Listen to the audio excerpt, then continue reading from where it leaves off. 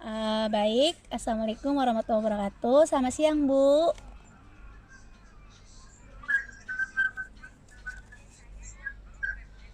Bagaimana, Bu, kabarnya hari ini?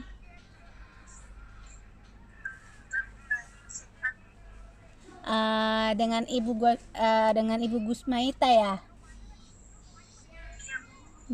Terima kasih ya, Bu, sudah hadir dan di masa pandemi emang konseling saat ini kita lakukan via Zoom ya, Bu.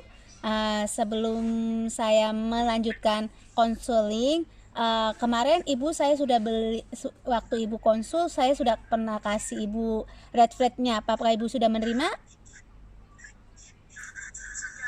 Nah, jadi Ibu nanti sembari saya jelaskan, Ibu juga boleh kok lihat refleksnya dan juga nanti Ibu juga kalau ingin dipertanyakan, tanyakan aja ya Bu ya.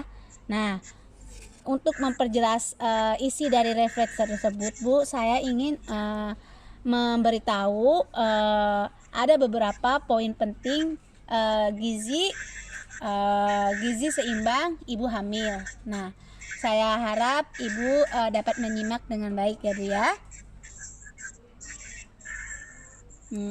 Baik Bu, langsung saja di mana gizi dan nutrisi ibu hamil.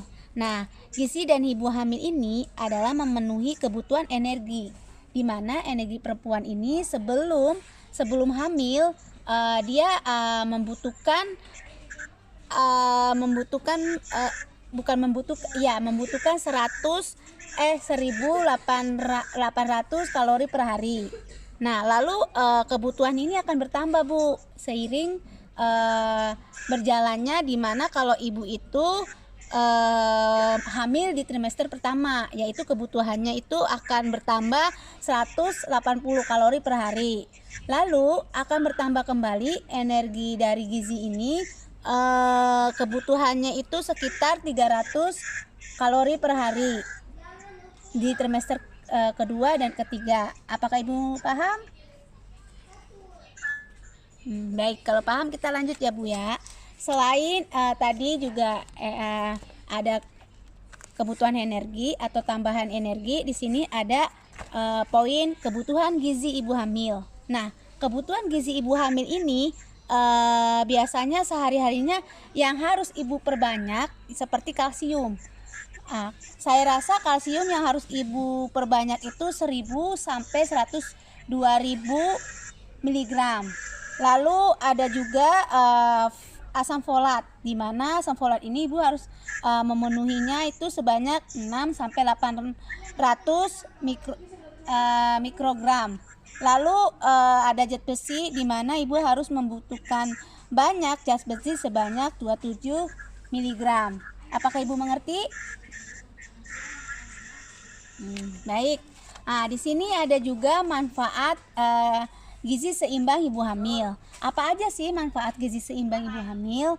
Poin pertama yaitu memenuhi kebutuhan zat gizi ibu dan janin.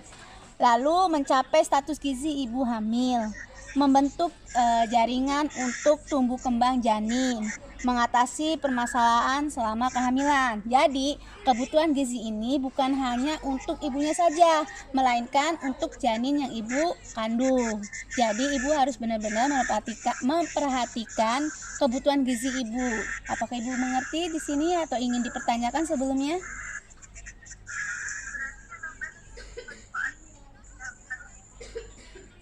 Iya, betul Bu, karena manfaatnya itu bukan hanya untuk ibu, melainkan untuk janin. Jadi kalau bisa ibu harus benar-benar memperhatikan gizi atau kebutuhan gizi ibu, karena ini akan banyak bermanfaatnya untuk janin yang ibu kandung dan ibunya sendiri yang sedang hamilnya. Ada yang ingin ditanyakan lagi Bu? Baik, kalau begitu, nah di sini juga ada penambahan kebutuhan nutrisi ibu selama hamil. Apa aja penambahannya? Kalau sarapan, tahap-tahap sarapan itu Bu, misalkan contohnya 1 piring nasi atau penggantinya bisa 1 gelas susu mineral atau butir telur ceplok. Nah, lalu 1 mangkok sayur, sayur-sayurannya itu ya ada singkong, ada yang lain-lainnya, mungkin sayuran yang mungkin ibu suka. Lalu ada 1 gelas susu, 1 potong buah pepaya, 1 potong kue tradisional, dan 1 gelas jus buah. Itu contoh sarapan untuk gizi seimbang pada ibu hamil. Jadi ibu harus perhatikan sarapannya juga. Terus di sini juga ada makan siangnya, ada makan malamnya. Nanti saya akan kasih brosur lagi ke ibu ya. Nah, lalu juga di sini ada tabelnya kebutuhan gizi ibu hamil.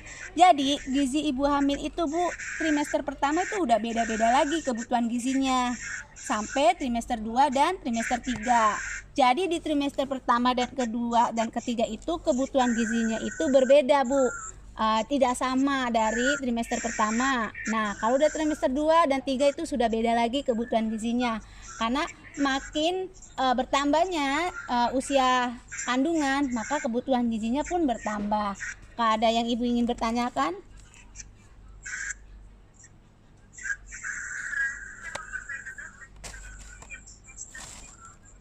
Betul, karena kan Bu, si janin ini kan di kandungan atau di rahim ini kan makin membesar dan membesar ya kan. Jadi otomatis kebutuhan janin pun akan lebih bertambah dibandingkan usia kandungan yang mungkin masih terbilang masih muda atau terbilang masih termasuk masih trimester pertama.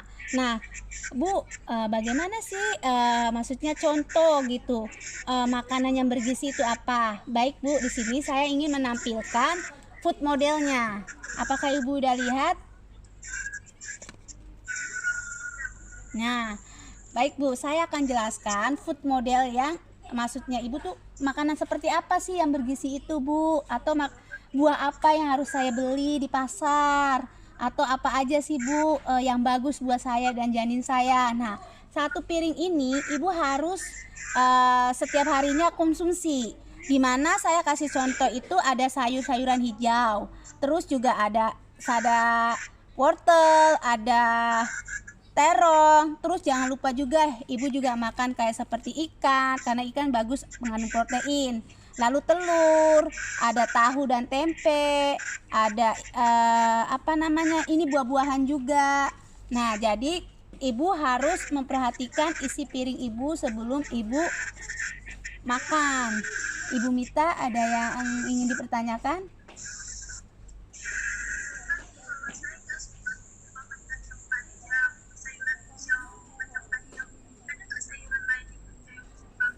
Oh ya, banyak ya sayuran hijau itu kayak bayam, kayak kangkung, terus juga kayak itu buncis. Buncis itu kan juga bagus Bu, kandungan dari sayur buncis itu. Jadi ini hanya sekedar contoh food modelnya tuh seperti ini. Jadi yang ada di piring ibu ketika ibu hendak makan, jadi harus mengikuti prosedur yang ada di sini. Karena ini yang di piring ini yang saya contohkan ini adalah beberapa contoh kebutuhan gizi bagi ibu hamil. Jadi kalau ibu bingung, kalau ibu nggak suka makan pepaya, ibu bisa ganti makan jeruk atau apel, itu bisa. Hanya aja ini adalah sebuah contoh. Ada yang ingin tanyakan lagi Bu?